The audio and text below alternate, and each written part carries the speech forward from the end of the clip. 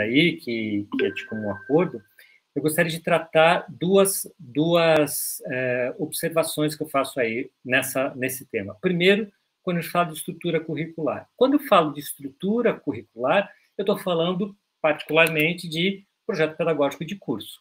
A estrutura dos nossos currículos, eles estão sistematizados num projeto pedagógico. Então, aonde que a gente estrutura curricularmente os nossos cursos? Num PPC. Lá está escrito tudo. Lá está escrito carga horária, disciplina, pré-requisito, perfil do egresso, tudo deve estar. E o que não está é porque o PPC está falho, porque lá deve estar do alfa ao ômega do curso. Então, quando eu falo de estrutura curricular, estou falando qual é o impacto das DCMs no PPC do curso, e quando eu falo de prática docente, eu estou falando de didática. Eu estou falando de como a gente executa o PPC. Aquele executar não só o operacional de matrícula, de fluxo de aluno, de número de vagas de disciplina, que é um operacionalizado do PPC, mas aquele operacionalizado a miúde, aquela terceira disciplina da matriz lá no sexto período, como é que ela é executada? Como que o professor dá essa aula? Qual é os métodos, os recursos que ele utiliza? Então, prática docente, a gente está falando sobre saberes nossos, de docentes, falando sobre as nossas capacidades didáticas. Eu nem vou avançar no pedagógico, porque daí não ficam três aqui na nossa fala aqui, né? Porque somos engenheiros e a gente tem uma certa dificuldade em lidar com coisas que são da docência, em que a gente tem um pouco de dificuldade de se familiarizar de conhecimentos que são da docência, mas não são da engenharia. E nós nos formamos engenheiro, graduação, mestrado, doutorado, e a gente fala, então vamos ficar só na didática. Mas, efetivamente, quando você quer falar de estrutura curricular na prática docente, está falando como que eu executo o currículo e como que eu penso esse currículo. E quando eu falo executar o currículo, estou falando de didática. Então, a maneira como eu estou dando aula agora é a didática, a maneira como desde a cor que eu escolhi o slide, a maneira como eu estou falando, tudo é essa. E a minha proposta de fazer uma fala e depois abrir para pergunta, isso é didática. Então, a gente tem que discutir qual é a didática que eu dou conta deste currículo. É o que a gente vai falar, nossa fala vai ser sobre isso hoje. Bom, e quando a gente fala de DCN, eu vou trazer um único artigo da DCN, que é o suficiente para a gente falar aqui muito mais do que essa hora que está prevista. Diz assim o artigo 6º das DCNs das engenharias. O curso de graduação em engenharia deve possuir um PPC que contemple o conjunto de atividades de aprendizagem e assegure o desenvolvimento das competências estabelecidas no perfil do egresso. Então, o PPC, ele nasce, a origem dele é o perfil do egresso, que explicita competências. Então, a primeira preocupação que eu devo ter quando eu falo de um PPC deve ser perfil do egresso. E quem define perfil de egresso? Aí podia falar assim, na teoria ou na prática? Na prática que eu vivenciei, eu não sei se é a prática da UEM, eu vou falando de práticas que eu vivenciei, se elas forem mais felizes e mais ricas, eu vou ficar até com ponto de inveja de vocês. As práticas que eu vivenciei, perfil de egresso é Ctrl+C, Ctrl+V. Os projetos pedagógicos que eu fiz, que eu vivenciei, que eu fui coordenador, que eu fui presidente de comissão, esse Ctrl+C, Ctrl+V é da onde que vem o Ctrl+C? Ou de PPCs de cursos que nós consideramos como benchmark no país, ou fora do país, ou das próprias DCNs, ou de documentos outros elaborados, via de regra de DCN e outros PPCs. Quando, na verdade, quando eu faço isso, das duas, uma, eu estou dando pouca bola para o perfil de egresso e acho que é só para preencher um espaço do PPC, ou eu não refleti o suficiente sobre, e eu não customizei.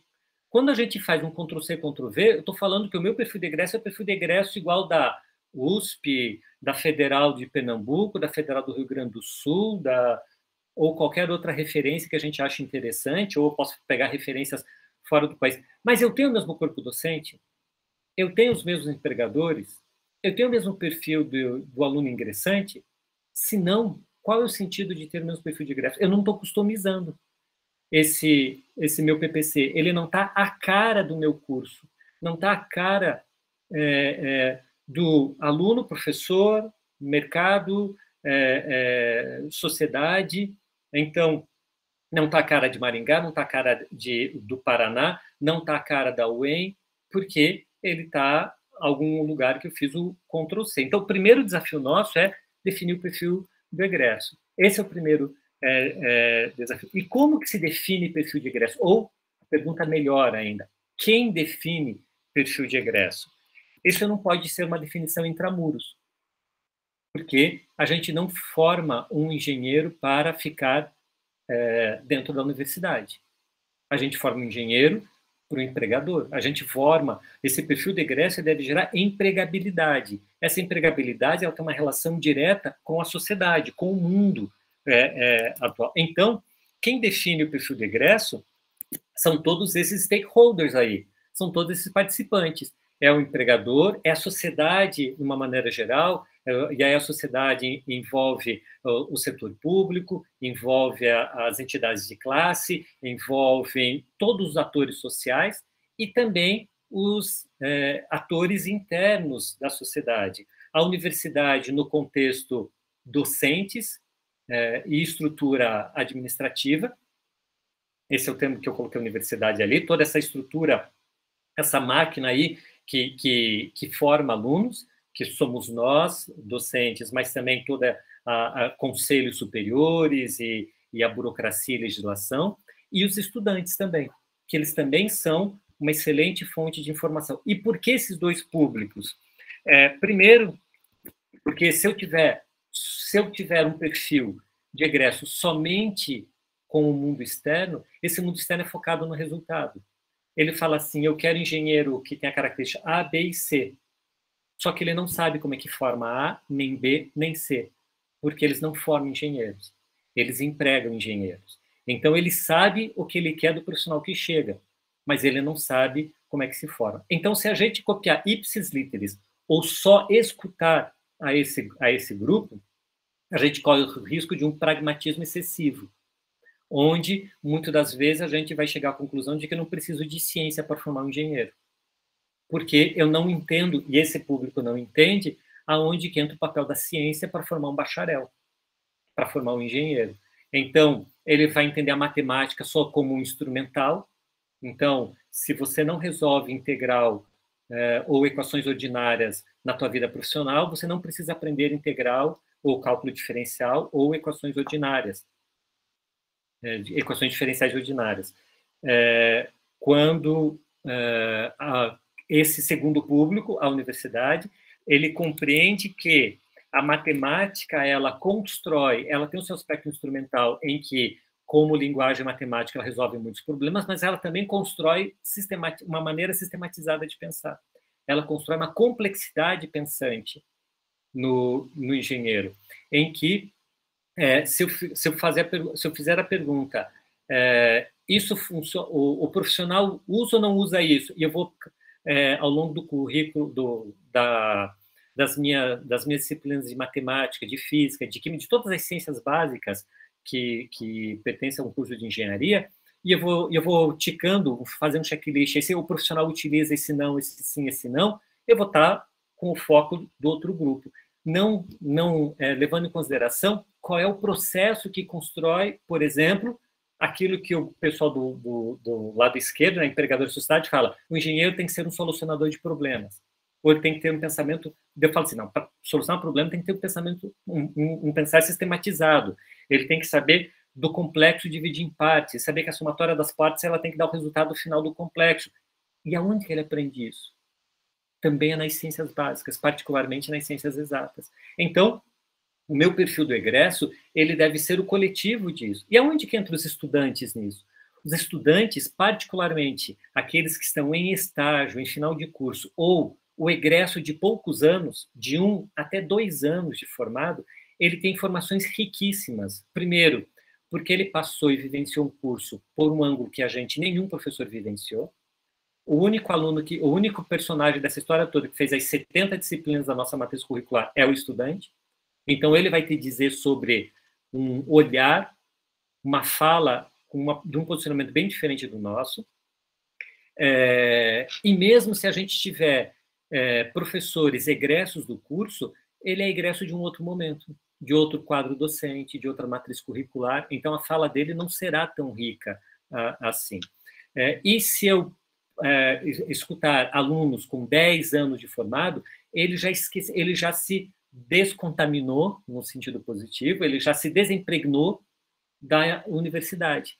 E ele está muito impregnado e está com o olhar do mercado de trabalho. Ele está muito mais para o grupo da esquerda. Então, esse recém-egresso e o aluno estagiando, que está entrando no mercado de trabalho e que consegue olhar já o curso olhando para trás, como quem está saindo ou recém saiu, também dá um olhar muito rico para nós sobre o que é o engenheiro. Que engenheiro é? Que mercado de trabalho é esse que você está encontrando? É uma pergunta que nós temos dificuldade de responder, porque a gente não está fazendo entrevista de estágio, a gente não está participando de dinâmica de grupo, a gente não está nesse mundo de quem tem 20 e poucos anos e está buscando se colocar no mercado de trabalho, que é essa empregabilidade que a gente tem que aportar para o nosso egresso. É esse perfil que a gente tem que construir. Porque depois de 5 anos, o perfil de egresso dele vai se diluindo e vai se perdendo.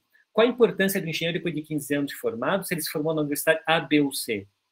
Ele se fez no mercado de trabalho. E se a formação inicial dele não fosse boa o suficiente, o que acontece com a formação inicial mais precária de uma formação inicial melhor é o V0 dele para o mercado de trabalho. Claro que um V0 maior, eu vou mais longe. Então, mas depois de 15 anos, ele tem muito pouco impacto, reflexo daquilo, ou análise crítica dele do curso um pouco descontextualizada. Então, esse estudante, ou estudante barra recém-formado, ele tem esse olhar rico, e a gente utiliza muito pouco desse olhar, escuta muito pouco este aluno. Então, é perguntar para todos esses atores o que é um profissional de engenharia, o que você deseja como um profissional de engenharia. O professor tem que dizer, na sua percepção de professor, engenheiro mais acadêmico, porque se a gente perguntar só para o professor, se a gente tirar todos os outros retângulos e ficar só com a universidade, a gente vai formar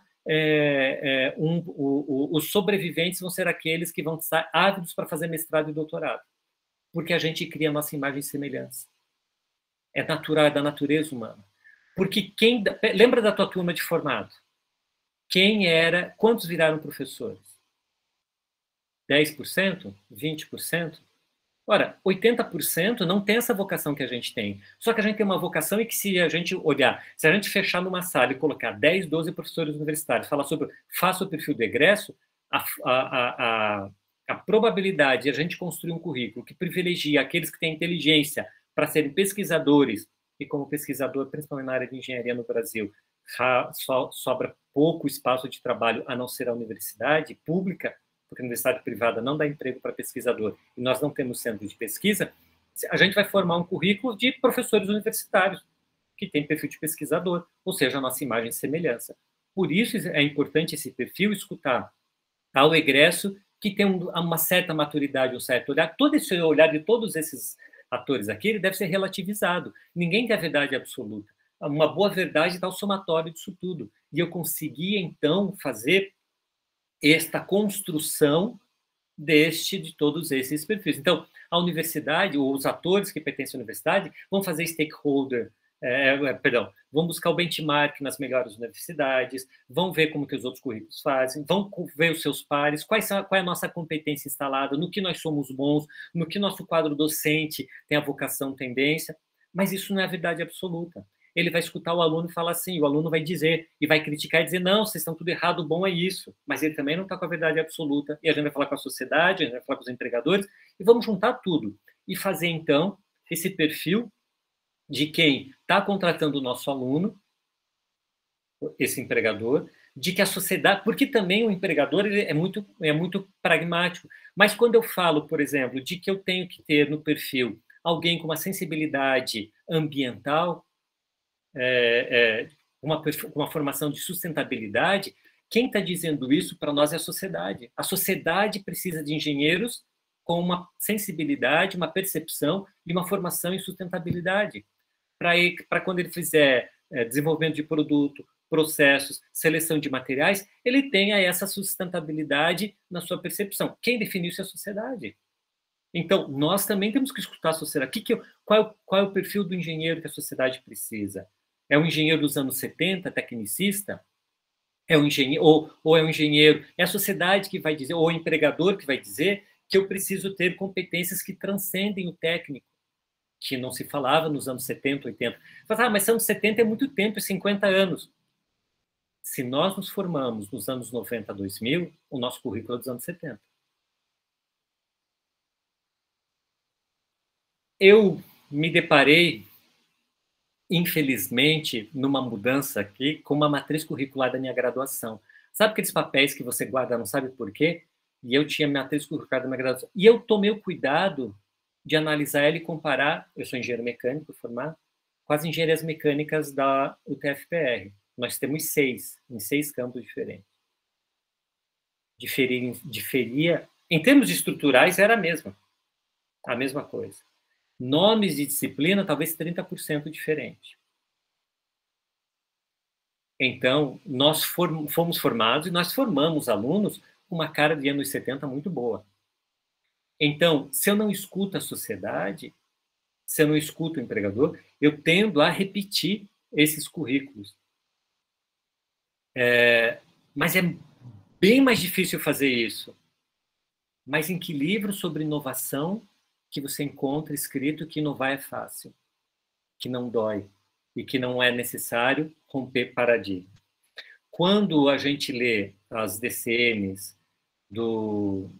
das engenharias, e esse parágrafo, esse artigo, por exemplo, que eu trago, ele provoca, e o fundo, o pano de fundo dessa DCM é uma provocação para que a gente faça uma inovação disruptiva, e não incrementar apenas inovações de incrementos de inovação, aquela contínua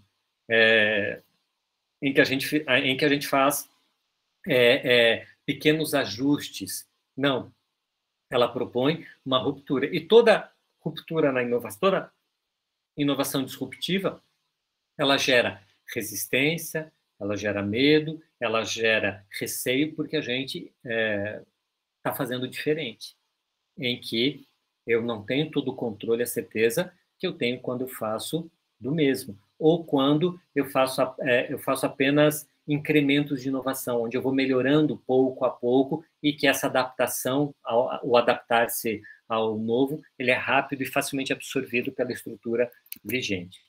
Então, definido o perfil do egresso, o seguinte desafio é garantir que essas competências elas se desenvolvam ao longo do PPC. Porque é outra fato muito comum que a gente tem no PPC, a gente tem o perfil do egresso e tem o PPC. Mas se você fizer um joguinho assim de correlaciona uma coluna com a outra, a gente não dá conta. Eu lembro de ter sido relator de um PPC de reforma curricular na UTFPR, onde eles tiraram a disciplina de gestão ambiental, tiraram disciplina de empreendedorismo, tiraram disciplina de gestão de carreira, tiraram o máximo, colocaram no mínimo a disciplina da área das ciências humanas, e no perfil do egresso estava lá, formar o engenheiro humanista, sensível às questões sociais, ambientais, tal. E eu perguntei como relator, em que lugar do currículo que isso é construído? Porque a gente conta, promete e não entrega.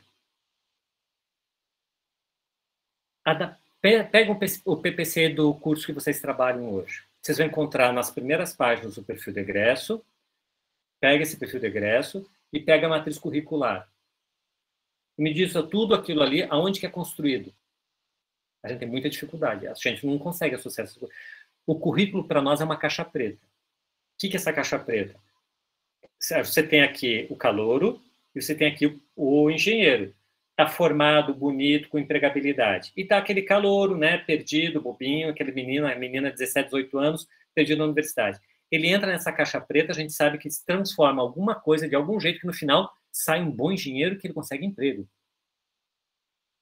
Agora, quando você fala assim, e se a gente otimizasse, melhorasse isso e conseguisse agregar nisso tal característica? Eu não sei como é que faz isso. Aonde que faz isso? A gente não sabe responder quando, como e quanto o perfil do egresso se realiza. Nem quando em que período, em que disciplina, nem quanto, em que intensidade, e nem como, com que didática, com que estrutura aquele perfil se realiza. Pega uma frase do perfil de egresso do teu curso aí. Ah, engenheiro com capacidade empreendedora. Você fala assim, não, a gente tem uma disciplina de empreendedorismo, 30 horas, lá no 8º período. Tá, você me disse quando? Quanto? Como? Eu não sei. Por quê? Você diz onde? É suficiente? Para aquilo que eu defino, que está escrito 30 horas é o suficiente? E, além do mais, o como, a didática, dá conta, junto com essa carga horária? A gente não consegue. Esse é um grande desafio, que também é disruptivo no currículo, de garantir que essas competências se desenvolvam. E quando eu defino competência, e aqui você tem essa estratificação de verbos para a gente definir competências, né? Quem construiu PPCs ou documento semelhante já deve ter se aproximado disso. É claro que a gente deve se preocupar em detrimento de verbos que... essa taxonomia de Bloom, eu esqueci de mencionar, em detrimento de verbos que tragam complexidades de conhecimento, de raciocínio mais simples, a favor de verbos mais complexos. É claro que, quando eu falo de conhecimento, compreensão, ou mesmo aplicação, uma aula expositiva dá conta. Quando eu falo de avaliar, selecionar, julgar, aplicar, compor, talvez uma aula expositiva não dê conta. Porque eu estou falando de verbos ou de ações, esses verbos representam ações mais complexas em termos de competência. Isso quer dizer, quando eu avanço nessa taxonomia e eu vou para níveis mais complexos dessa taxonomia, de análise, ciência e avaliação, eu também tenho que entender que, se no perfil eu preciso descrever esses verbos eles se constroem com uma diversidade didática. E só com aula expositiva talvez não dê conta. E aí eu rompo de vez com o nosso currículo e com a estrutura física do nosso curso. Um outro exercício que a gente pode fazer para analisar o nosso PPC, já provoquei vocês com isso. Um outro exercício é: analise todas as salas de aula que os alunos do teu curso frequentam. Quantas delas têm carteiras enfileiradas? Qual é a porcentagem? Você pode fazer uma outra análise. Pega a matriz curricular, estão lá 70 disciplinas, estou chutando um número, né? E vá marcando com X aquelas onde a aula acontece em mais de 80%, se não 100%, numa sala de aula com carteira, um olhando a nuca do outro. É ruim, é errado uma aula expositiva? Não. Mas quando ela avança a 80%, 90% do currículo, a gente há de entrar em consenso que nossos cursos têm uma monotonia didática incrível. E talvez essa proposta didática de uma aula expositiva, ela dê conta de muita coisa, mas não dê conta de tudo. Quando eu preciso que o aluno memorize, compreenda ou aplique, por exemplo, uma disciplina eu estou chutando e eu também não estou fechando questão, estou falando de talvez uma disciplina mais básica, uma disciplina de ciências básicas, como fala assim, então matemática tem que ser com uma metodologia diferente, talvez para matemática, para o cálculo diferencial, para a estatística, uma aula expositiva ela funcione muito bem para aquilo que eu estou querendo, porque eu tenho que definir qual é a finalidade daquela disciplina. Mas quando eu falo que o engenheiro tem que desenvolver autonomia, ele tem que saber trabalhar em grupo, ele tem que ter flexibilidade cognitiva, responsabilidade, administração de recursos de tempo. É claro que uma aula expositiva onde ele está totalmente passivo, imagine eu tentando avaliar vocês agora sobre a autonomia de vocês, dos professores do CTC, utilizando esse método que eu estou utilizando aqui. É impossível. Só eu estou ativo na aula, só eu estou falando. É o que acontece muito nas nossas aulas.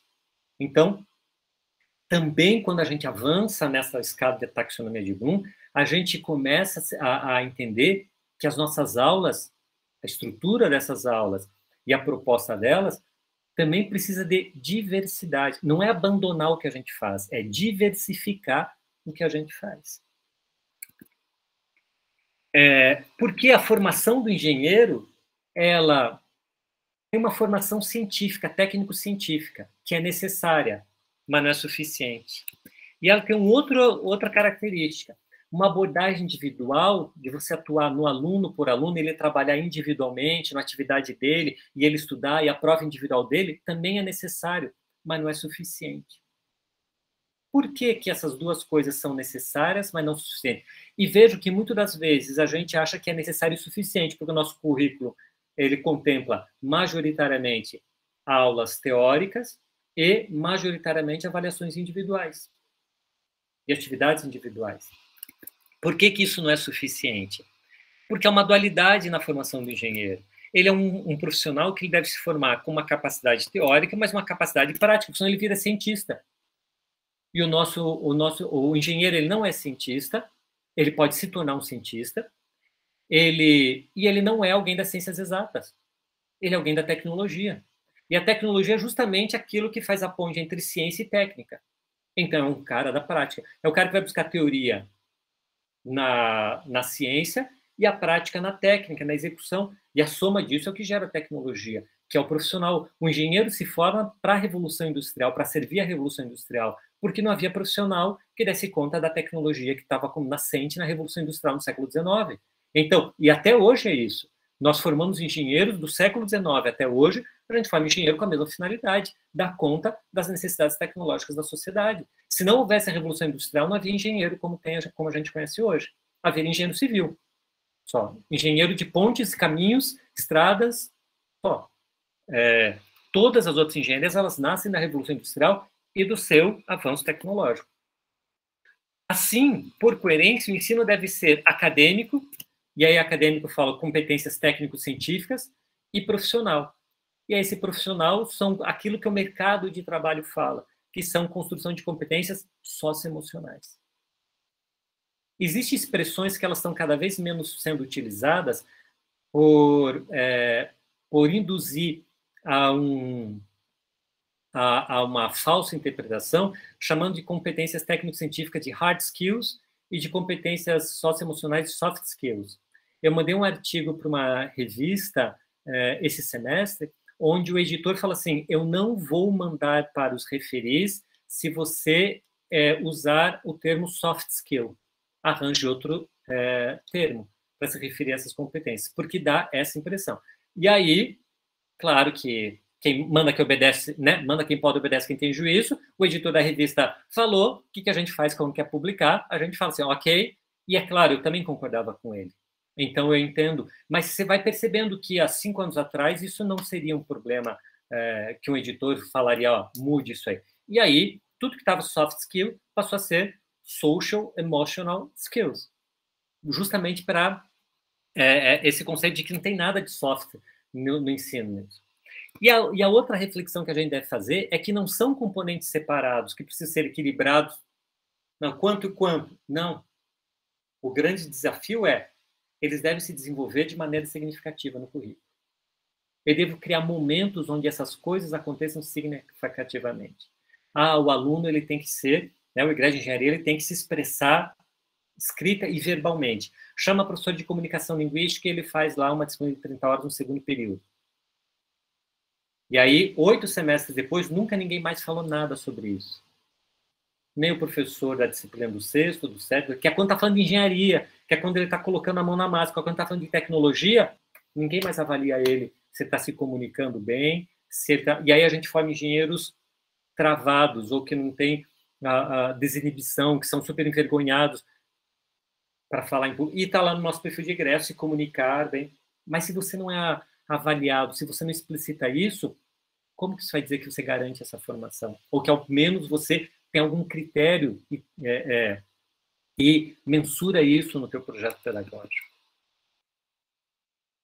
Então, um dos desafios daquela primeira figurinha da esquerda lá, de que é necessário, mas não suficiente, ele cabe aqui nesse slide, que é somar ou construir essas coisas, um não em detrimento do outro, e, pelo contrário, associado ao outro. Ah, mas daí você está falando de interdisciplinariedade.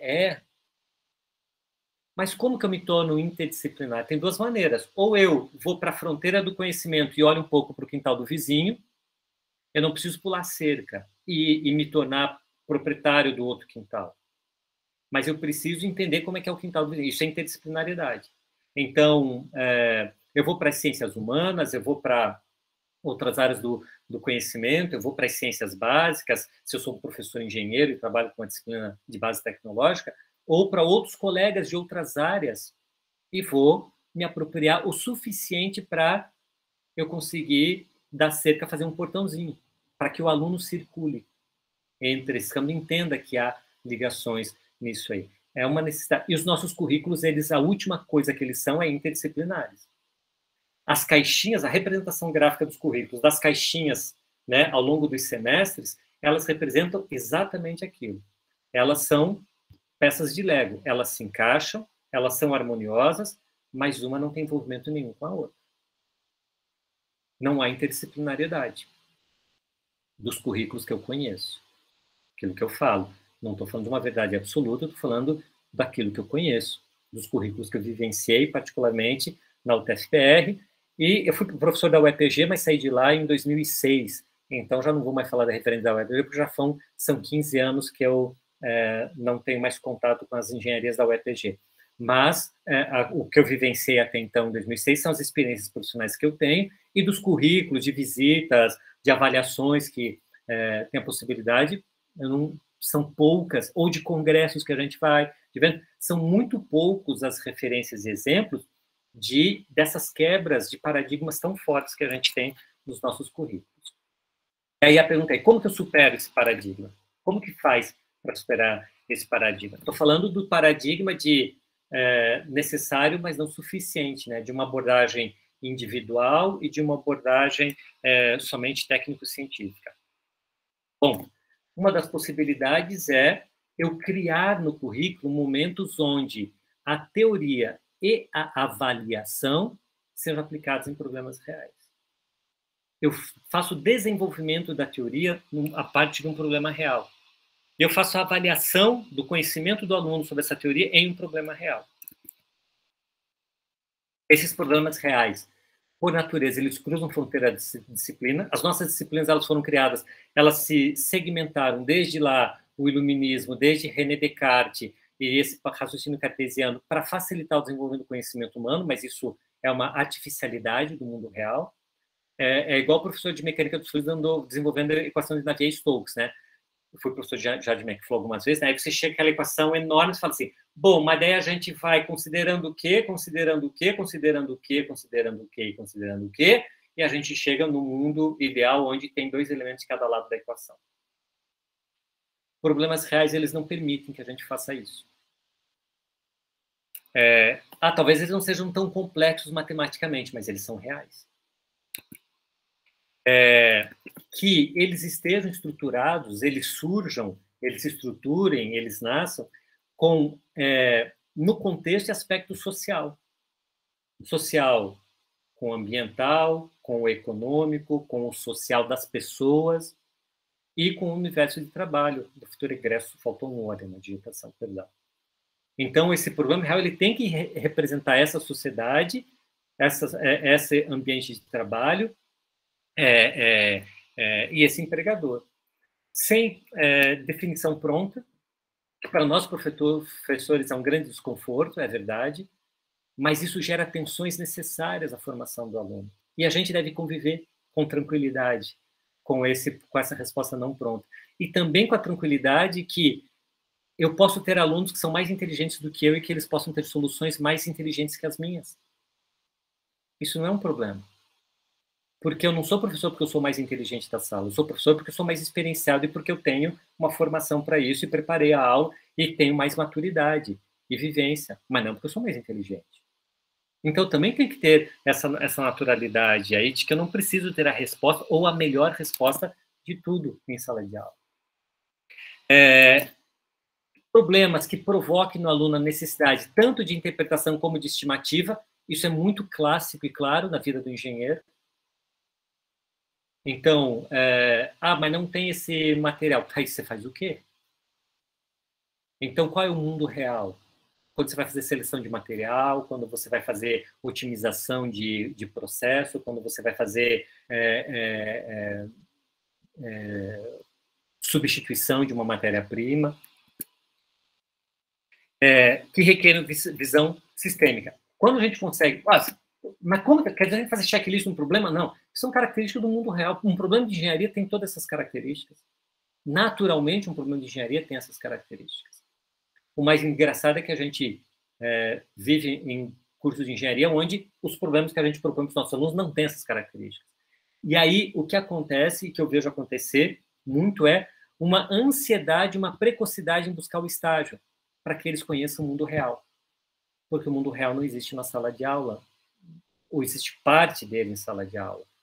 Também não, talvez minha fala às vezes pareça um pouco agressiva, né? O que eu quero dizer é que o aluno ele fala assim, tá, mas e como é que faz na prática? E aí, como a gente não traz o problema para a sala de aula vai para o problema. O aluno vai buscar o estágio, e às vezes precocemente, terceiro, quarto período, quando ele poderia vivenciar muito mais intensamente a universidade. E toda a riqueza que ela faz. Por quê? No mercado de trabalho ele vai passar 40 anos, na universidade ele passa 5, 6, 7, às vezes. Então é um período muito curto que ele tem que vivenciar, principalmente universidades públicas que são extremamente ricas em oportunidades para o aluno. E ainda, com uma abordagem colaborativa e promova a comunicação. Esses problemas devem gerar isso, e naturalmente geram. Por quê? E aí vamos para a segunda dicotomia, onde a abordagem individual é necessária, mas não suficiente.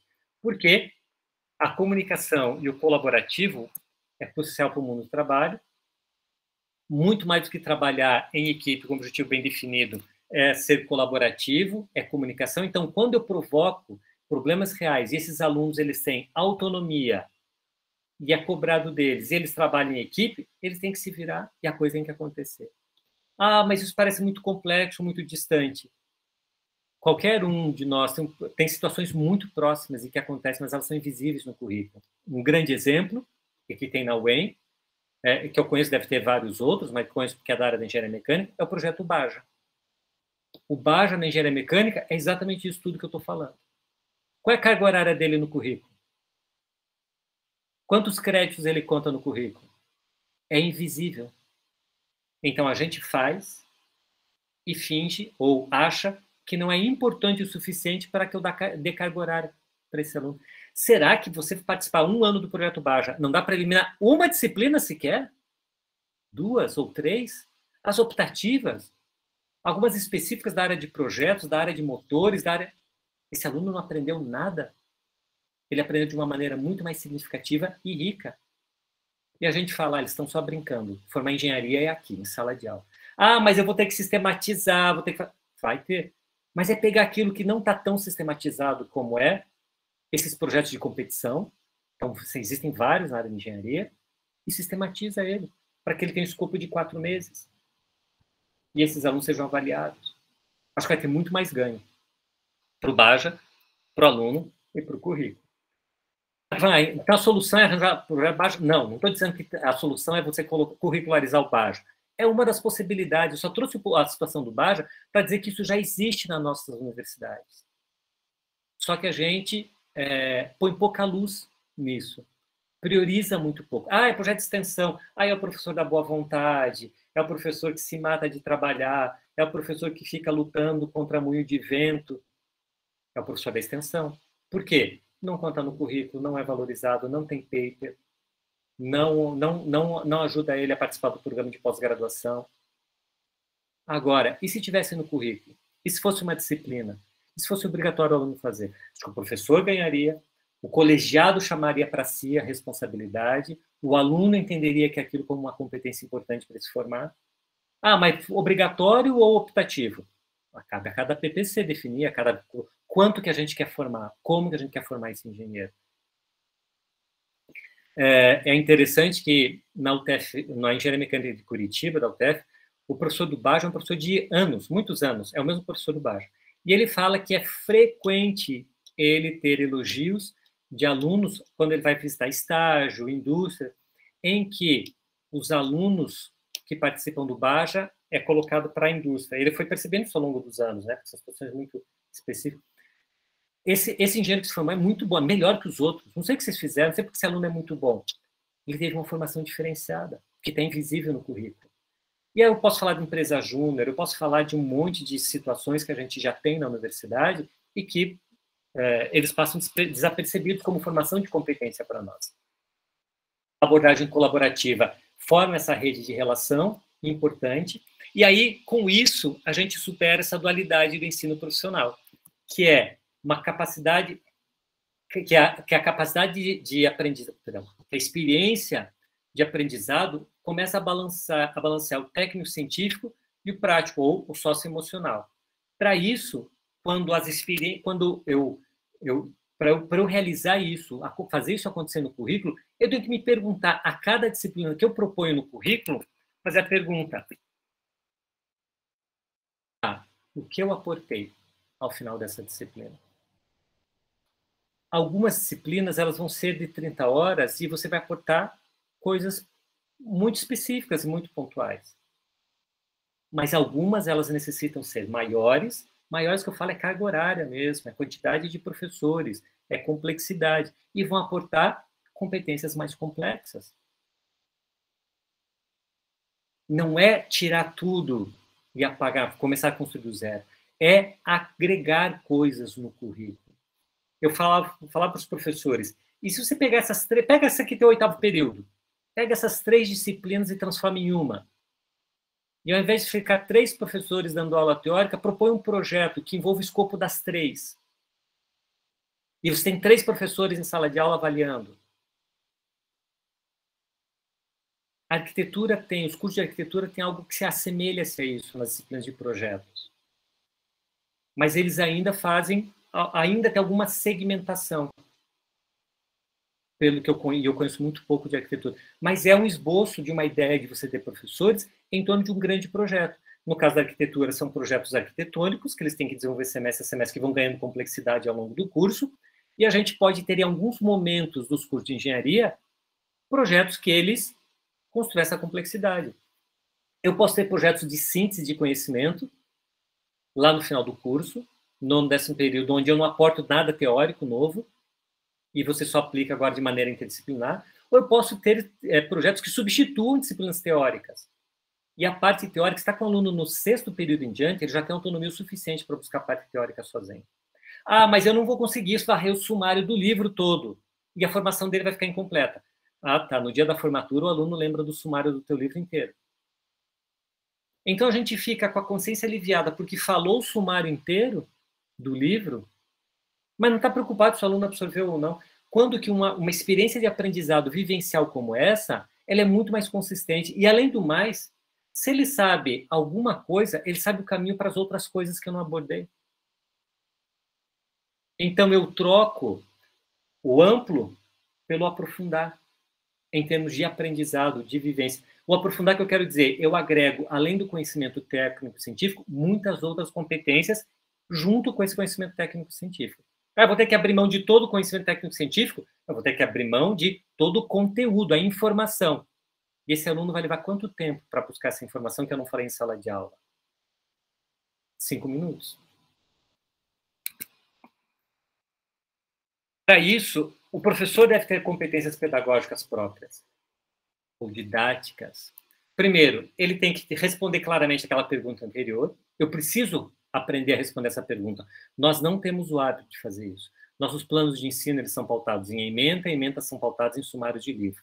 É um grande exercício escrever, responder essa pergunta. Vou voltar um slide aqui. É um grande exercício responder essa pergunta. Responder essa pergunta é a primeira competência aqui que eu coloco aqui para o professor. Estabelecer os objetivos claros da disciplina. O segundo é manter o nível de qualidade.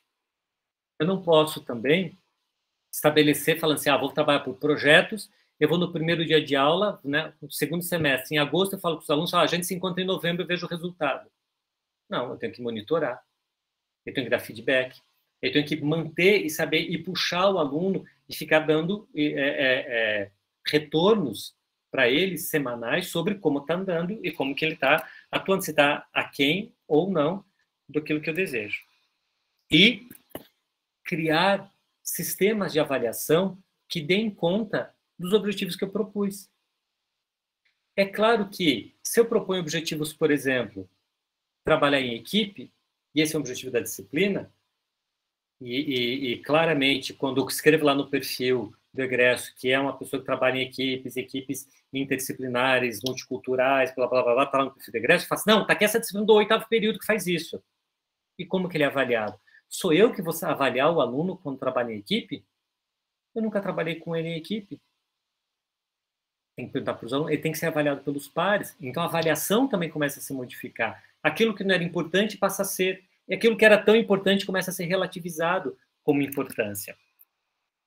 E formular os resultados pretendidos na aprendizagem. Isso quer dizer, eu projeto a atividade, eu projeto o que o aluno vai fazer na disciplina, eu posso manter as disciplinas que eu tenho. Eu posso pensar, todo o currículo que você tem hoje, você consegue descrever qual é o objetivo dessa disciplina. Você consegue no currículo que tem hoje. O que eu estou dizendo é, se eu quero dar conta de uma complexidade do perfil de egresso que a gente escreve, as disciplinas que elas são postas, elas não dão conta. Eu estou criando essa hipótese pela experiência que eu tenho. Mas eu acho que essa hipótese pode ser comprovada por vocês no currículo que vocês vivenciam. Então, se eu quero manter esse perfil de egresso, eu tenho que mudar o currículo. Ou eu reescrevo o perfil de egresso coerente. Se eu não mudo o currículo, eu reescrevo o perfil de egresso para não ficar coerente com o outro. Porque se no perfil de egresso tem verbos complexos e competências complexas, eu tenho que ter momentos, e não o currículo inteiro necessariamente, momentos no currículo que sejam complexos, que é o projetar atividades. Então, quando eu falo assim, eu vou curricularizar o Baja, ou eu vou criar uma disciplina de projetos, ou eu vou pegar projetos da empresa Júnior, qual a ideia que seja, eu estou projetando uma atividade para uma disciplina. Só que isso impacta em carga horária, isso impacta em competência, isso impacta em como eu vou avaliar e como que eu vou desenvolver essa disciplina. E ao projetar atividade, eu tenho que projetar o sistema de avaliação. Porque competências socioemocionais, talvez eu não seja a melhor pessoa para avaliar todas elas. Eu preciso de outras avaliações. Pelos pares, autoavaliação, e eu faço um sistema de avaliação, composto por 3, 4 notas, onde a minha tem uma porcentagem, a pelos pares tem outra, a autoavaliação tem outra. Eu começo, olha, se eu aumento a complexidade da atividade, eu tenho que aumentar a complexidade da avaliação, para ter coerência. E ainda, eu defino, quando eu projeto a atividade, qual é o verbo que eu vou escolher. É o nível de taxonomia. Para dar conta. Então, no fundo, eu explicito o nível de taxonomia para projetar atividade. Ao definir o nível de taxonomia, eu defino a atividade. E ao definir a atividade, eu defino a avaliação. Em suma, eu defino a taxonomia, é o resultado de aprendizagem. Depois, eu defino a atividade. E, por último, eu concluo definindo o sistema de avaliação.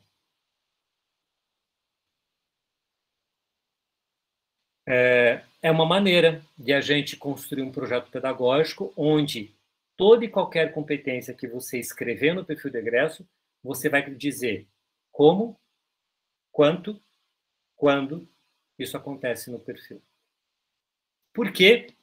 Você pode pegar metodologias de construção de projeto pedagógico por competência, ou mesmo CDIO, que é uma competência, que é uma metodologia desenvolvida pelo MIT, pela KTH da Suécia e Chalmers também da Suécia, essas 3 universidades desenvolveram o CDIO. O que é o CDIO? Você faz uma matriz, onde na primeira linha você tem as competências, na primeira coluna você tem as disciplinas, e você vai marcando o X. E quando você marca o X, ou seja, qual disciplina desenvolve qual competência, você diz em qual nível que você desenvolve essa competência. Conhecer, os 3 níveis são o de informar, o de reconhecer, num contexto real, ou de aplicar. São os 3 níveis de eles resumiram esses níveis taxonômicos de Bloom, que eles são 6, eles definiram em 3 níveis de complexidade. E aí você tem que dizer o CDIO de uma maneira muito sucinta, sem querer ser simplista, mas simplificando. O CDIO, o resultado final é isso. É você ter essa matriz de competência por o perfil do egresso, né? Por disciplinas, e você vai marcando X nessa matriz. E vai dizendo a cada X que você coloca, qual é o nível. Porque também algumas competências, você pode trabalhar, por exemplo, a disciplina de comunicação linguística no nível para comunicação, o jeito de se comunicar, e lá no 8º período, a disciplina de projetos de não sei o quê, também a comunicação no nível mais elaborado, quando ele tem que apresentar o projeto no final da disciplina. Então, a mesma competência ela é trabalhada em vários momentos ao longo do curso, em níveis diferentes, complexidades diferentes. Bom, era essa a proposta que eu tinha. Queria falar um pouco menos, mais rápido, para abrir espaço para perguntas, mas professor falando é um desafio, né? A gente tenta resumir, mas não consegui ser mais sucinto do que isso aí. Era essa proposta de reflexão, de provocação. Perdão se muitas vezes eu fui agressivo assim em algumas falas, mas eu estou falando com vocês como pares, como colegas, como somos todos professores de engenharia, estou me sentindo como fôssemos colegas discutindo um projeto pedagógico. Eram essas reflexões que eu traria para vocês. Obrigado aí pela oportunidade, pela chance de estar com vocês aí. Fico à disposição. Obrigada, Luiz Maurício, pela apresentação. Realmente é uma desconstrução, muitas vezes, do pensamento, né, do que a gente vem imaginando. Então, agora a gente abre, né, para perguntas. A Lucy já está inscrita, fica à vontade, Lucy. Bem, boa tarde a todos. Obrigada aí ao professor Luiz. Professor Luiz, agora a gente está repensando o curso, né, reformulando aí, ou criando o nosso PPC. Tá? E uma coisa que eu tenho observado, assim, a gente tem várias disciplinas dentro do curso de Engenharia Civil que tratam de projetos. Projeto de fundação, estruturas, projeto de rede de água, esgoto, uma infinidade. E, assim, a nossa prática, né, então, de orçamento, planejamento, então, a nossa prática é a seguinte, a gente fica em sala de aula falando da teoria, aí os nossos alunos se dividem em equipe, e aí fazem todo esse trabalho de desenvolver o projeto fora de sala de aula. Tá? E aí, quando a gente coloca aqueles momentos de tirar dúvida, é claro que pouco aparece. Então, vão aparecer na véspera de entrega do projeto, algumas dúvidas, porque eles estão lá na véspera resolvendo a questão, desenvolvendo o projeto.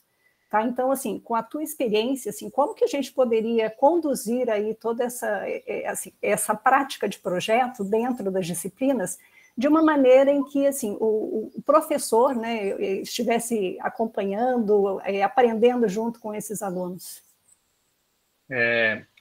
Eu só queria me inteirar um pouquinho mais. Esses projetos eles são teóricos.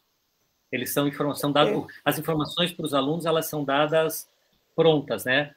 Dado um prédio tal, essas informações iniciais elas são todas prontas para ele, né? Em parte não, né? Em parte eles desenvolvem um projeto arquitetônico, eles criam, tá? E muitos desses projetos a gente trabalha em cima desse projeto que eles criaram, tá? Então, e outras tantas, assim, são situações que são colocadas.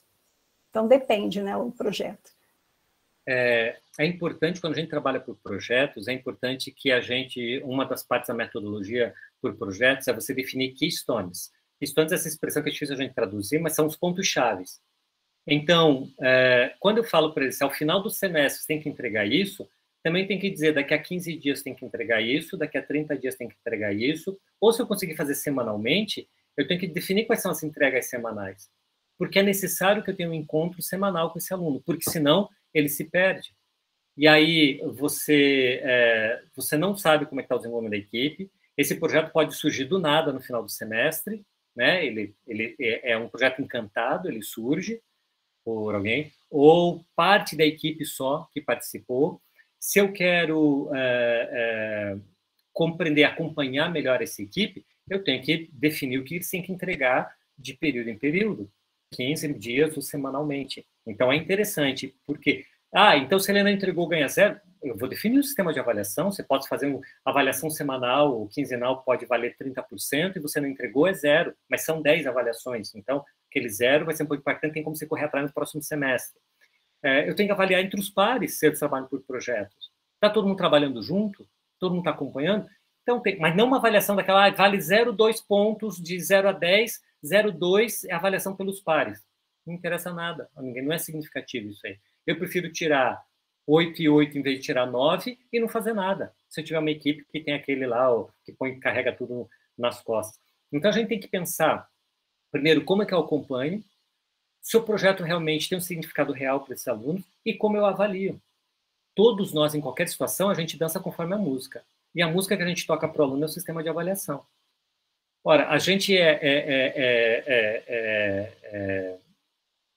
como profissional, como professor, a gente usa muito disso. Como que eu sou avaliado? Então, qual a importância disso? Então, se eu estou no programa de pós-graduação e sou avaliado para manter no programa de pós-graduação publicar paper, eu vou publicar paper, é a regra do jogo, se eu não concordo com a regra do jogo, eu nem entro para jogar. A vida profissional é essa e a gente cresce fazendo isso. Então, para o aluno, a gente também tem que mostrar para ele quais são as regras do jogo, que é importante para ele, para avaliar. Então, eu sugeriria de que o projeto ele fosse segmentado em etapas de entrega, de que essas entregas tivessem essa avaliação, e pensar o sistema de avaliação também sobre outros ângulos de avaliação que não só a entrega do trabalho. Porque se a gente foca numa experiência tão rica como vocês fazem, a gente foca só no técnico científico. Obrigada, professor Luiz. É o que eu falo, né? Eu digo que muitas vezes, mas existem muitos currículos com experiências ricas, como essa que a professora Lucy comentou, que são experiências interessantes e que muitas vezes a gente acha que é menos importante, não é tão importante, quando, na verdade, são os pontos mais significativos do projeto, talvez.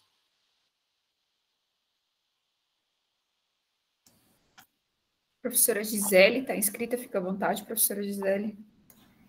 Boa tarde, pessoal. Boa tarde, Luiz. Obrigada pela palestra, pelo levantamento que você trouxe hoje. As reflexões, é justamente isso que você falou, né? Faz a gente refletir sobre vários pontos, né? De como que um curso é atualmente, como que o curso foi moldado, né? Porque muito vem dessa base, né? Que a gente vem trazendo e fica aquele curso bem tradicional, né? E eu acho que as DCNs, a curricularização da extensão, está fazendo isso e causa, claro, né, um certo desconforto, né? Eu sou do curso de Engenharia Civil, participo do NDE, né? E o nosso NDE está fazendo vários levantamentos, justamente para a gente ter aí um respaldo, né? Do que os egressos têm aí de demanda, o que a gente pode alterar, o que precisa ser alterado. E aí, no início da sua palestra, você comentou, né, que a gente também precisa entender um pouco sobre o que a sociedade e quem está empregando, né, esses egressos, qual o perfil que eles esperam, né? E eu até anotei, porque a gente já tinha comentado desse NDE, e foi um dos pontos que a gente ainda não fez um levantamento, né?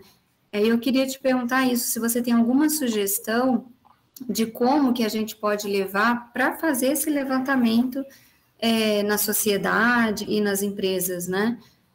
Para entender um pouquinho de qual perfil, o que elas esperam, né? Da demanda, assim, dos nossos egressos. Acho que é importante ter... Pega os 10 maiores empregadores. Eu acho que a Engenharia Civil da UEM é um curso já com uma história, né? Já existe há um bom tempo.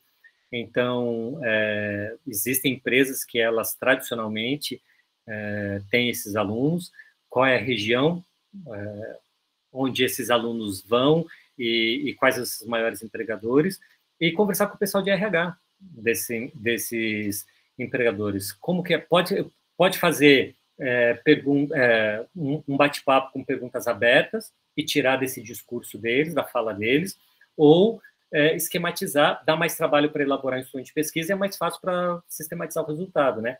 Ou fazer instrumentos de qual é o perfil, o que eles desejam, o que falta. E eu sugeriria também fazer a mesma coisa com esses alunos, porque os alunos é mais fácil, né? Os alunos que estão estagiando, ainda mais agora que a gente criou o hábito de estar fazendo reuniões remotas, mesmo que esses alunos não estejam na região de Maringá e fisicamente não sejam fáceis de contactar, de criar esses momentos de bate-papo com eles, o que é importante, o que não é, deixar essa fala solta. Então, eu sugeriria isso, dessa conversa. O NDA pode se separar em alguns grupos de professores, e cada um ficar com 2, 3 empresas, cada professor. Então, se tem 15 empresas, eu acho que já tem um perfil interessante, e também a mesma coisa com os egressos, e isso já tem um resultado interessante. Naturalmente, vão emergir características que elas se repetem para esses alunos. Mas vocês vão notar que raramente o mercado de trabalho, a sociedade vai falar sobre competências técnicas. Não porque elas não são necessárias, é porque eles nunca sentiram falta delas. Porque isso a gente faz muito bem. Então, eles nunca tiveram problema de engenheiro que não sabe dimensionar, engenheiro que não sabe fazer cálculo estrutural. Esse não é um problema, porque isso a gente faz bem.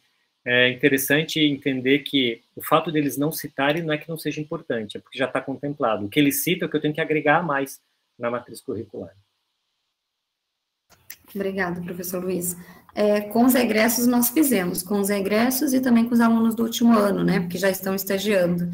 Mas aí falta esse com as empresas. Gostei das sugestões, já anotei aqui. Vou levar na reunião do NDE. Muito obrigada.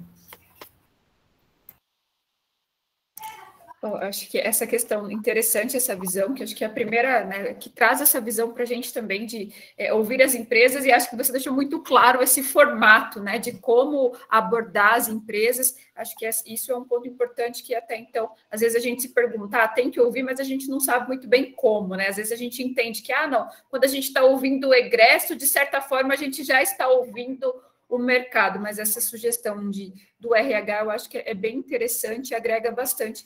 E até então não havia ouvido em nenhuma palestra algo nesse sentido, mas sempre isso já está contemplado pelo egresso, a gente acaba tendo essa percepção. Então, acho que esse ponto é extremamente interessante.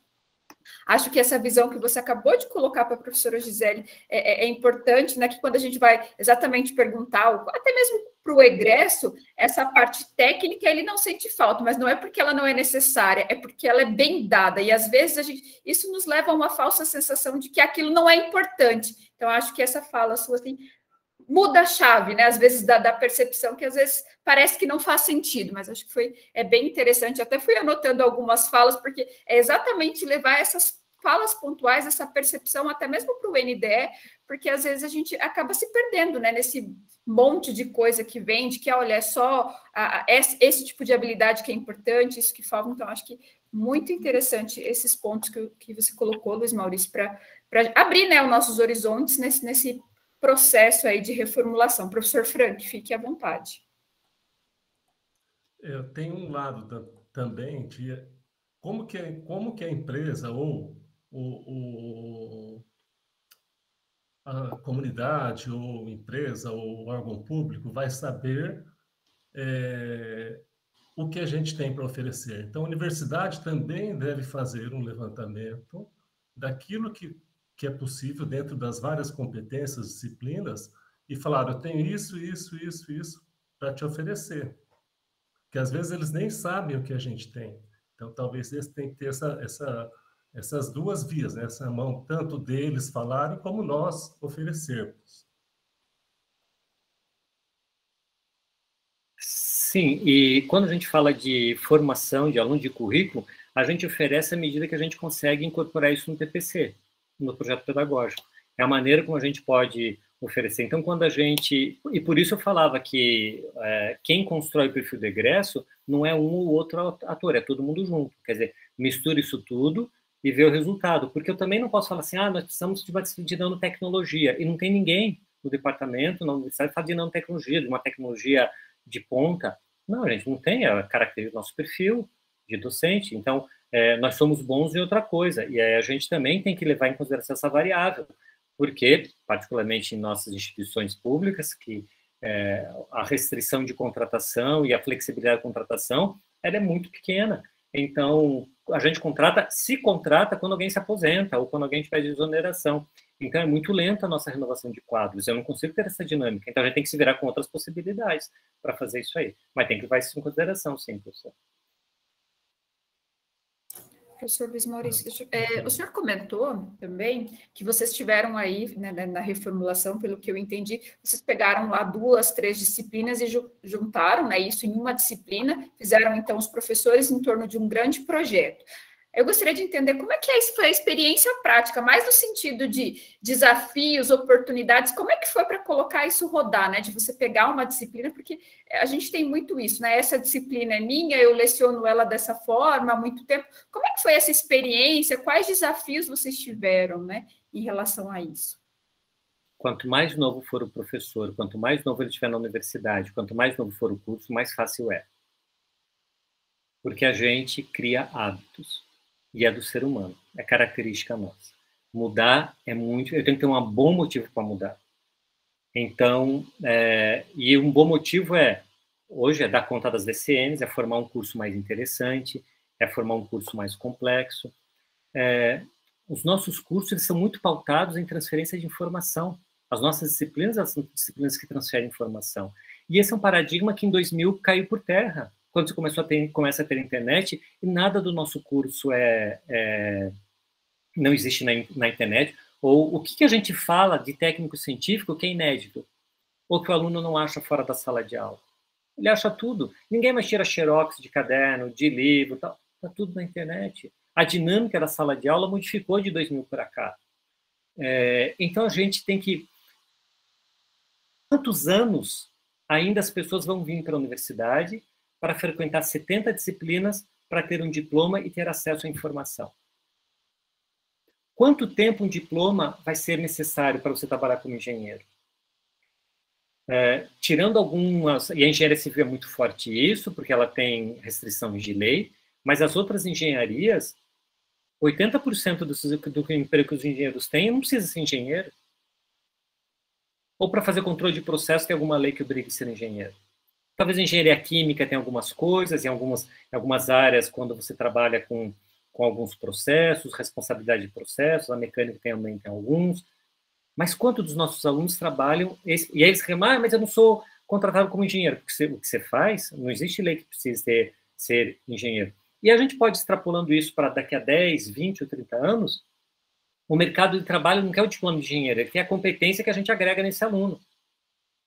E será que com inteligência artificial e com formações à distância e tudo mais que está vindo nos próximos 10 anos, esse aluno, eu não consigo construir minha competência de uma maneira muito mais desconstruída, customizada, em forma de retalhos que eu vou alinhavando, e eu vou para o mercado e falo assim, eu sou bom, pode me contratar.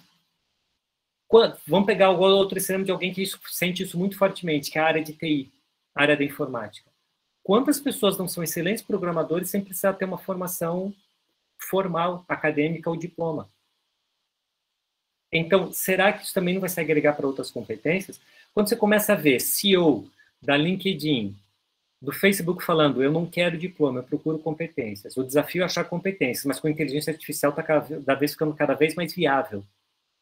Você tem que começar a pensar qual é o papel da universidade.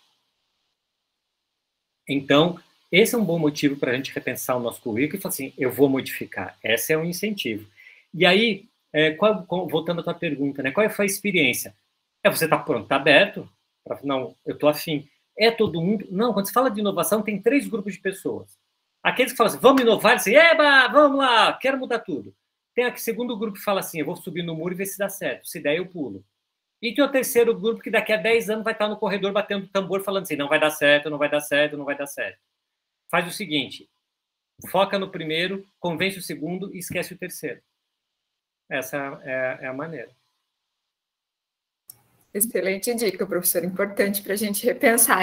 Aí, aproveitando mais um pouquinho, né, da tua experiência, já que você está um pouco à frente, aí é uma questão mais assim, eu dou aula, por exemplo, de pesquisa operacional. Eu tenho uma dificuldade muito grande em relação à avaliação, né, e até de pensar, e aí às vezes a gente acaba tendo dificuldade até de levar outras...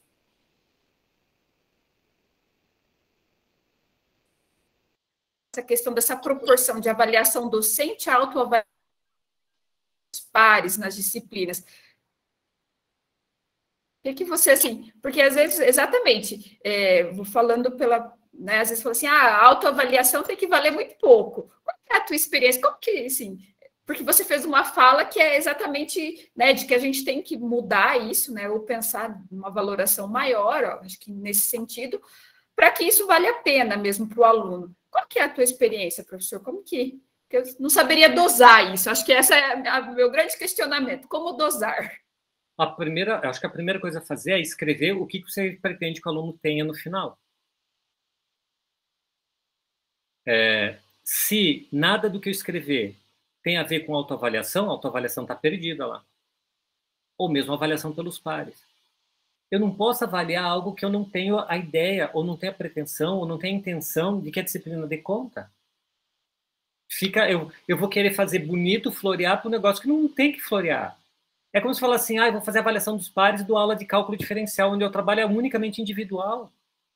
E você tem que saber se você aprendeu a matemática. Não tem. Por que você vai fazer a avaliação por pares? Não, porque eu trabalho por projeto. Aí tudo bem, você mudou a dinâmica, aí é outra coisa. E você, além de matemática, está agregando outras coisas na sua disciplina. Ótimo se você faz isso. Estou falando de uma disciplina de matemática tradicional que a gente tem nos nossos cursos. Avaliar pelos pares. Por quê? Porque eu avaliar se o cara ficou quieto na aula e me deixou prestar atenção, não faz sentido. Então, a primeira coisa que a gente faz para ver se o sistema de avaliação está coerente é eu defino qual é o resultado de aprendizagem que eu quero. O que eu quero desse aluno? E eu tenho que deixar claro para esse aluno que eu espero dele tal coisa. Eu espero dele que ele seja, que ele aprenda a trabalhar em grupo. E ele vai ser avaliado para isso. Então, tem que dar... As regras do jogo têm que ser claras e o sistema de avaliação tem que ser claro. Agora, se eu faço uma autoavaliação, eu não entendo para que serve essa avaliação, o que ele está avaliando, porque eu tenho até dificuldade de entender para que ele vai compor essa nota e qual é o sentido dessa avaliação. Obrigada, professor Luiz Maurício. Alguém tem mais algum questionamento, pessoal? Bom, então vou fazer uma última pergunta aqui. Professor, no caso de você, a última pergunta que eu fiquei com curiosidade em relação, você comentou do projeto Baja e acabou falando também da empresa Júnior. Vocês têm essa experiência já de incorporar isso como disciplina? Vocês já colocaram isso em prática? Não. Como pró-reitor, eu tentei convencer muito os cursos. Nenhum colegiado começou a fazer isso ainda. Não tem. Existem muitos colegiados que estão estruturando isso aí. O que a gente tem, que começou em Ponta Grossa, uma experiência, agora já está acontecendo em 6 campos, é uma disciplina que a gente desenvolveu uma metodologia que a gente chama de MEI-U. Metodologia de Ensino Inovador, UTFPR, MEI-U. Essa disciplina você vai buscar, é uma disciplina de síntese de conhecimento, você não tem a formação do conhecimento teórico, então ela funciona como uma disciplina optativa, ela tem uma carga horária de 120 horas, 30 horas presencial, 90 horas não presencial, porque você tem que computar que esse aluno tem muito tempo para fazer essa disciplina, que é outra coisa que a gente não faz no currículo, a gente não computa a carga horária desse aluno que trabalha um monte, então o aluno está matriculado em 28 aulas por semana, e na verdade ele está em 45, porque tem um monte de disciplina por projeto, isso é uma sacanagem com o aluno, porque eu também deixo invisível isso aí. Nessa disciplina, a gente deixou 12 aulas por semana, 120 horas. Ele equivale a 3 disciplinas optativas, então o aluno que faz essa disciplina não precisa fazer as optativas obrigatórias do curso. Os problemas são da indústria, então a gente começou com 2, 3 indústrias, hoje tem mais de 10 indústrias, e eles trazem problemas do tipo, tem uma planta da BRF aqui em Ponta Grossa, e aí eles fazem pizza, um dos produtos é pizza congelada. Eles tinham problemas de que eles não conseguiam regular a quantidade de molho e nem de queijo que caía na pizza. Hora ia muito, hora ia pouco.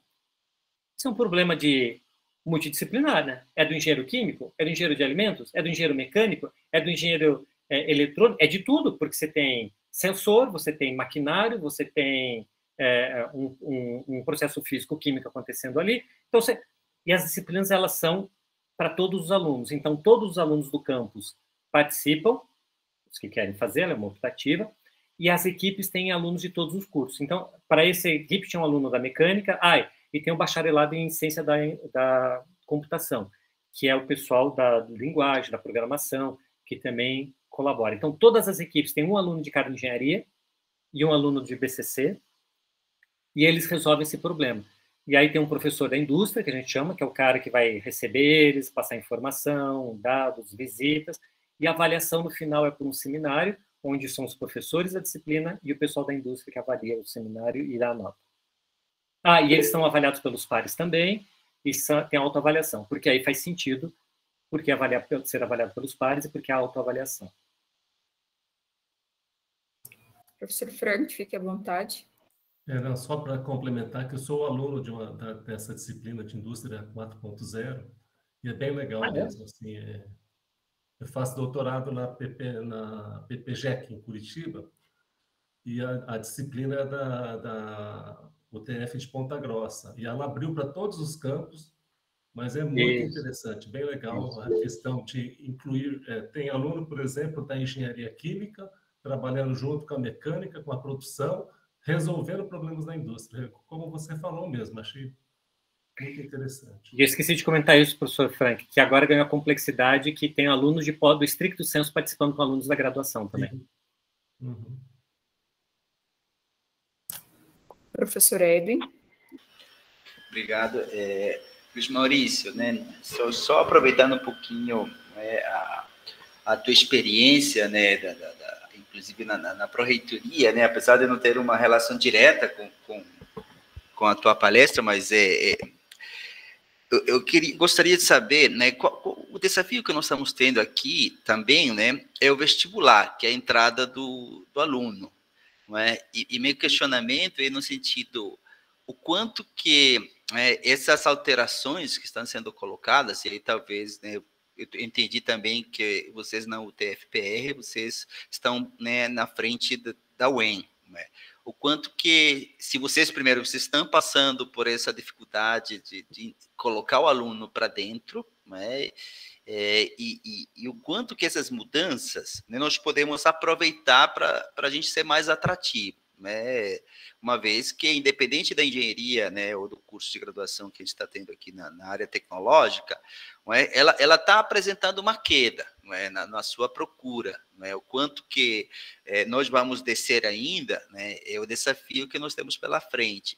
E essa preocupação, né, do ponto de vista da direção do centro, ela é muito latente, né, no sentido de acelerar essas alterações, essas mudanças, né, para exatamente continuar sendo atrativo, né, e que né, a sociedade, né, continue nos enxergando como um local exatamente de formação qualificada, né, e aproveito também para me despedir e te agradecer aí pelos ensinamentos compartilhados. E você está falando de uma universidade em Maringá, né? E a gente oferece curso de engenharia em Francisco Beltrão, em Dois Vizinhos, em Santa Helena, em Medianeira.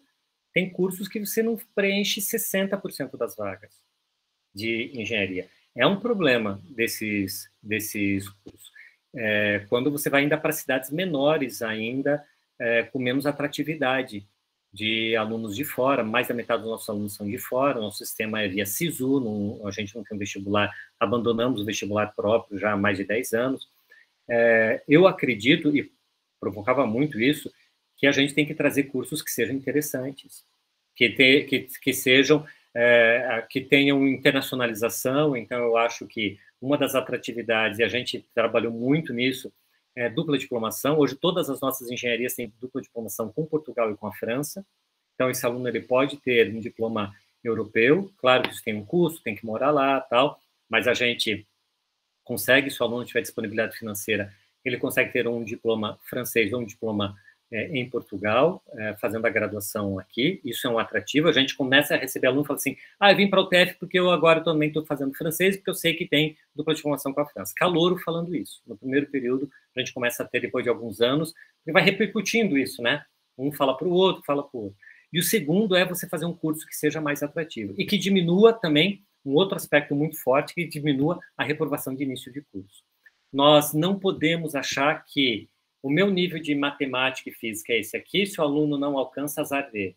A lógica nossa é outra. Se a gente fez um sistema de seleção e colocou o aluno para dentro, nós assumimos e dissemos que esse aluno tem condição de fazer o curso. Então, eu não posso fazer uma disciplina que reprova 80% de alunos, porque o erro está na universidade e não está no aluno. Se esse aluno não tem competência, aumenta a dificuldade do vestibular, porque você está aprovando alunos que não têm capacidade do nível da matemática que você quer. Aí você não vai ter aluno, vai ter vaga ociosa, e vai ter professor sem ter o que fazer. Então, como que se soluciona esse problema? Você tem que fazer uma matemática compatível com aquela matemática que o ensino médio está entregando. que não é mais a matemática de 1970. Piorou, piorou. Isso, eu não tenho nada a ver com isso? Então, não faça o aluno entrar. Não permita ele se matricular. Porque é uma maldade da universidade matricular um aluno e botar uma disciplina que ele não tem a mínima condição. Peça para os professores de cálculo 1 fazerem uma prova, primeiro dia de aula. Faça uma prova com conteúdos de matemática do ensino médio que você acha fundamental para o aluno frequentar cálculo 1. Nós fizemos isso, com todos os calores. 70% deles não tiraram 5 na prova. A UFSC fez isso. Os dados são muito semelhantes. Então, você fala assim, a UFSC, que é uma escola de engenharia desde 1960, que todo mundo quer morar em Florianópolis, que é super atrativo, tem o mesmo problema que nós. Que tem o mesmo problema, provavelmente, que vocês, porque o ensino médio é o mesmo. E não importa se esse aluno estuda em escola pública ou privada.